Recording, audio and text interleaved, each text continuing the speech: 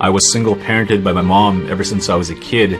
Myself, my 3 younger sisters, getting into kindergarten, I was living in Big River First Nation, Saskatchewan with my mom and my dad and my sisters.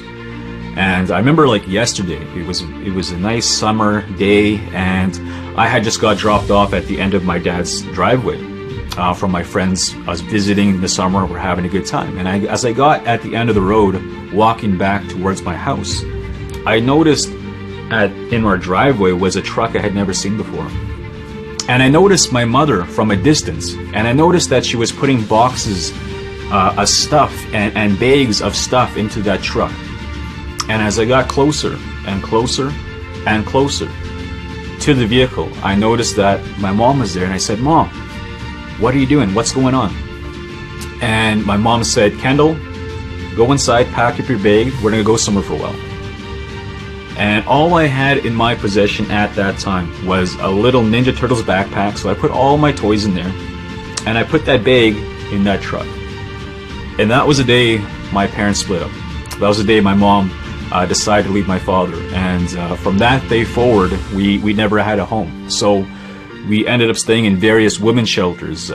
And so for many months, we were kind of bouncing around from these women's shelters in Saskatoon, North Battleford, and Prince Albert, and so on. Until finally, my mother's mom, in our language we call her kukam. So my kukam was talking with my mom on the phone.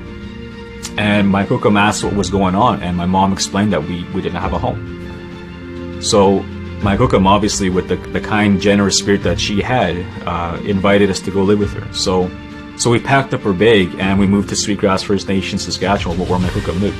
And my kukam lived in a little 1-bedroom house on top of a hill. And the very first day we got there, I was excited because I finally got to spend time with my kukam. But here's the thing, we never had a room for ourselves. So my mom slept on the couch there in the living room, and I slept right beside her on the floor, my sister Kendra, my sister Farah, my sister Marisha, and that's where we stayed for several months. Until finally we got a house on the community, and it was a little 2-bedroom house, and my mom's cousin was moving out of that house, so we gave that house to us. So in our communities back home, at the time, we can't legally own our own houses. So it just worked out that my cousin gave us this house to live in. So we were ecstatic, right? We were pumped up. And I remember the first day getting into this house, and it was a little 2-bedroom house. So I got a room, okay? I was very spoiled because I got my own room. My 3 younger sisters had a room, and my mom slept on the couch. And that happened for up the years through high school and up until grade 12 and graduating. That's how much my mom sacrificed a lot for us. And for the first 2 years of my life there, I was going to Sweetgrass Elementary School. And what happened was I ended up getting bullied a lot on the bus and at school, and eventually my mom took me out of that school and she put me in a different school. And she put me in a school that was 15 minutes away. And it was a community that I'd never even heard of before. It was called Cut Knife. And it was a farming community.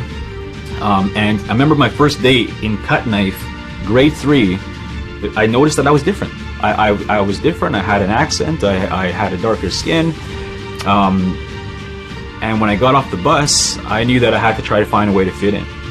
So the way that I would fit in was the first 2 days in Cut Knife, I basically was using my ears the whole time. I barely spoke a word. And I would listen to all the conversations that were happening in the schoolyard at recess and what they were talking about. So on the 3rd day, when I finally approached some kids that were playing outside, and I said, "Hey guys, how are your crops doing? How much rain did you get last night?" You see, I was trying to find a connection to adapt to how they talked, but you know, it worked. And I was able to adapt to how their lingo and how they interacted with each other. And I made friends. In every single recess, we'd be playing soccer all the time. All the kids, right? They loved to play soccer.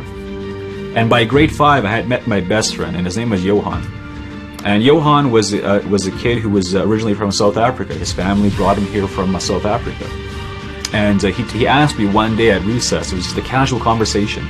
He said, "Kendal, why aren't you playing soccer after school?" And I had to explain to Johan that the bus parked outside right there is my only transportation to and from Sweetgrass. We don't have a vehicle back home. We have a little tiny 13-inch color TV. We don't have all the things that most people have out here. We're living on welfare. There's no jobs back home, and so on.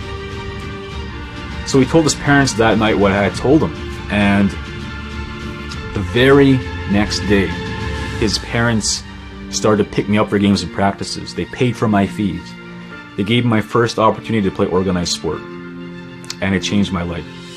I was able to use that sport and eventually go to high school and to graduate and to play volleyball and eventually go to college, and I played some volleyball in college, and then to university where I started my first company that failed, and then my second company that most people know that succeeded. I had a chance to speak in front of thousands of people around the globe who were struggling just like myself. So I made it my personal mission to help as many of those people as possible to be successful in life and business. People who have worse stories, people who have to overcome obstacles to get to where they are today. I want to help you become who you're born to be and not what someone expects you to be. I want to help you succeed in life and business. Reach out to me.